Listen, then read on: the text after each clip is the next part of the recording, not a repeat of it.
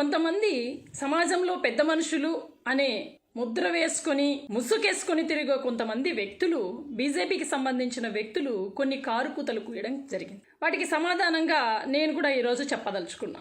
ఒక హిందూవాదిగా, ఒక భారతదేశంలో ఉన్న పౌరురాలిగా నేను కూడా సమాధానం చెప్పదలుచుకున్నా, రాజకీయాలకు అతీతంగా.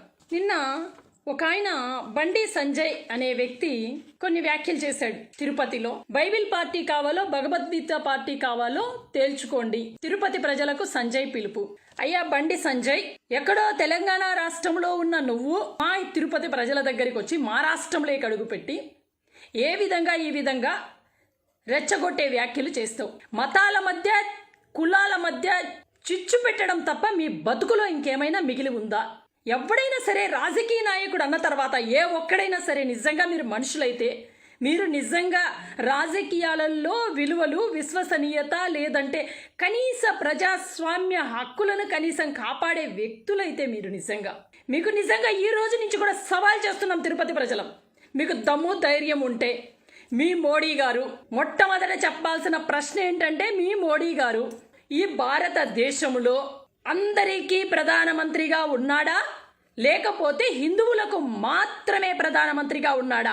ఆ విషయం ఫస్ట్ మీరు ప్రజలకు క్లారిటీ ఇవ్వండి. హిందువులకు మాత్రమే ప్రధానమంత్రిగా మీ మోడీ గారు ఉన్నారా, లేకపోతే భారతదేశంలో ఉన్న అన్ని కులాలకు, అన్ని మతాలకు ఫస్ట్ బీజేపీ నాయకులైనటువంటి ఎవరైనా సరే మీకు సిగ్గు మానం ఉంటే, మీరు నిజంగా నాయకులైతే, మీరు నిజంగా బీజేపీ పార్టీ నిజమైన నాయకులైతే మీరు ఈ తిరుపతి వేదికగా చేసిన చిల్లర వ్యాఖ్యలకి సమాధానం చెప్పాల్సిన అవసరం, ఈ తిరుపతి ప్రజలకు సమాధానం చెప్పాల్సిన అవసరం ఉంది.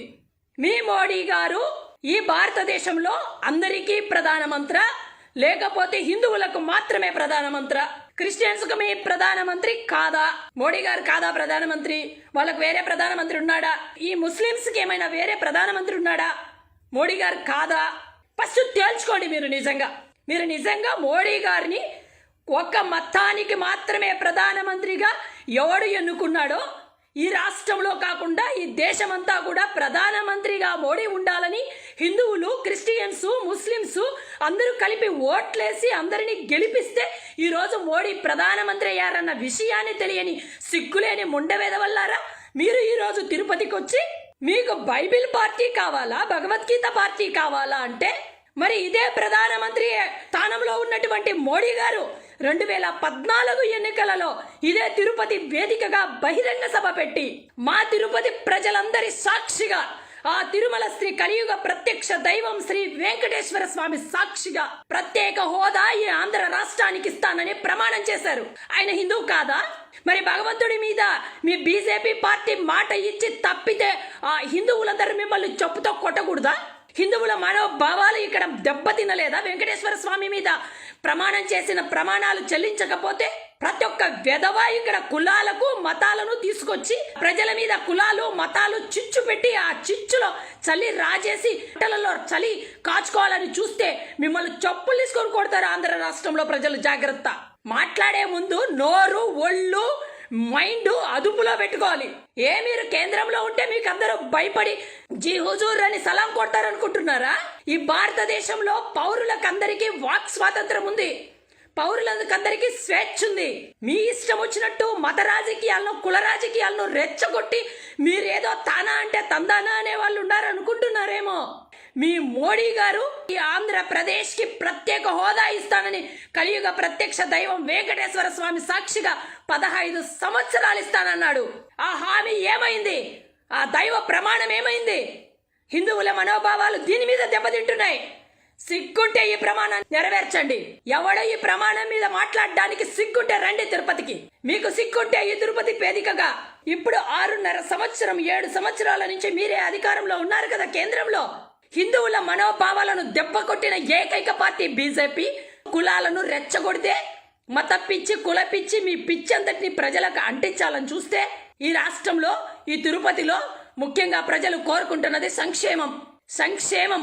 మీలాగా కులాన్ని, మతాన్ని మోసుకొని కులాలు, మతాలు కూడు పెట్టవు, కులాలు, మతాలు అన్ని ఇవ్వవు. కేవలం సంక్షేమ పథకాలే అభివృద్ధికి బాట. పేదవాడి బ్రతుకుకు బంగారు బాట వేసేది కేవలం సంక్షేమ పథకాలు తప్ప మీ కులాలు మతాలు కాదు. అది గుర్తు పెట్టుకొని మసలండి.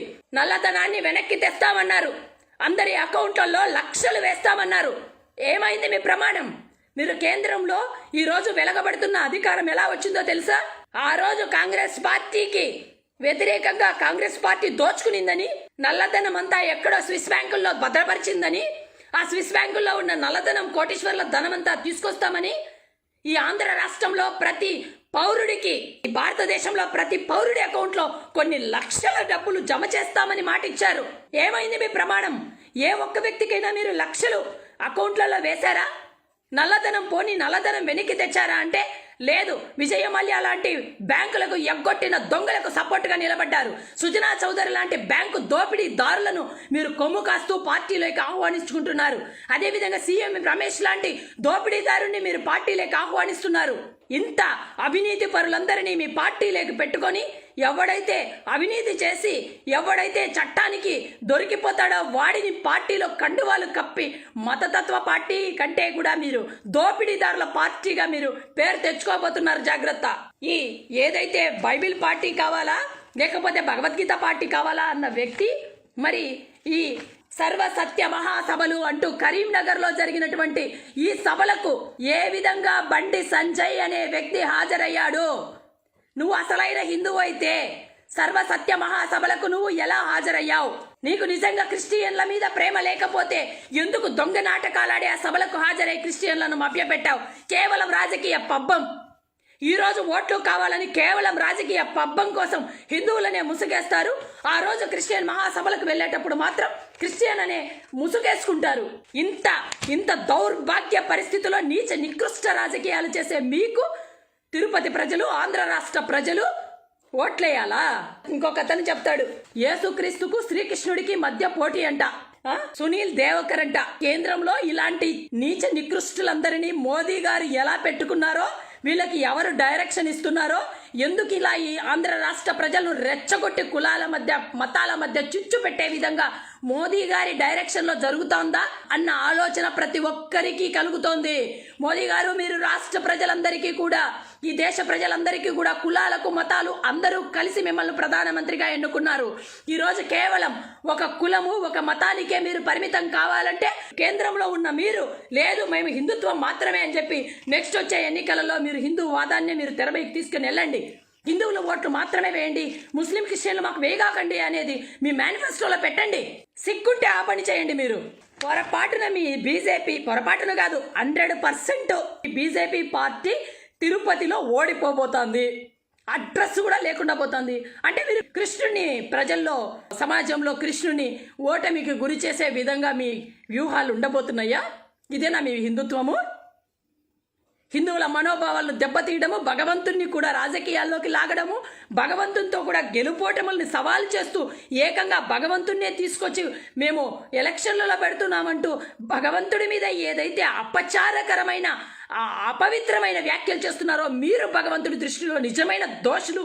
కేంద్ర జల సంఘానికి లేఖలు రాసి ఈ రాయలసీమలో మా రాయలసీమ రైతన్నలు, మా రాయలసీమ ప్రజలు మంచినీటికి కటకటలాడే విధంగా, సాగునీరు తాగునీరు లేకుండా పోయే విధంగా కుట్రలు చేసి లేఖలు రాసి జల సంఘానికి ఏ మొహం పెట్టుకొని సిగ్గు లేకుండా ఈ తిరుపతి వేదికగా నువ్వు రాయలసీమ ప్రజలను ఓట్లు అడగడానికి వచ్చావో నీకు నిజంగా సిగ్గు మానముంటే ఒకసారి నువ్వు ఆలోచించుకోవాల్సిన అవసరం ఉంది. ఖచ్చితంగా నువ్వు రా, తిరుపతి వేదికగా ఓట్లు అడగడానికి రా. నేను ప్రచారం చేస్తా. నువ్వు చేసిన నీచ నికృష్ట చేష్టలన్నీ కూడా సవాల్ చేస్తున్న బండి సంజయ్ని ప్రచారానికి తిప్పండి, చూద్దాం. సిగ్గుండాలి. కేవలం రాయలసీమ ప్రజల మీద పగబట్టిన ఒక వ్యక్తి ఇక్కడికి వచ్చి రాయలసీమ ప్రజలను మతాల మధ్య, కులాల మధ్య చిచ్చు పెట్టి రెచ్చగొడతాడా? ఒకటే గుర్తు పెట్టుకోవాలా బీజేపీ నాయకులు, ఫస్ట్ ఈ భారతదేశం భిన్నత్వంలో ఏకత్వం. కులాలకు, మతాలకు, ప్రాంతాలకు, వర్గాలకు అతీతంగా ప్రజలందరూ కలసి మెలసి సామరస్యంతో ఎంతో ఏకత్వాన్ని కలిగి ఉంటారు అని చరిత్రలు చెప్తున్నాయి భారతదేశం గురించి. ఇంతటి గొప్ప భారతదేశ చరిత్రను మంట కలుపుతున్నది బీజేపీ పార్టీ కాదా? మీరు ఇలాగే మీ మత ప్రచారాలు చేసి ఈ భారతదేశాన్ని నాశనం చేయాలంటే భారతదేశంలో ఖచ్చితంగా ప్రతి పౌరుడు మీకు రాబోయే రోజుల్లో బుద్ధి చెప్తారు. జాగ్రత్త.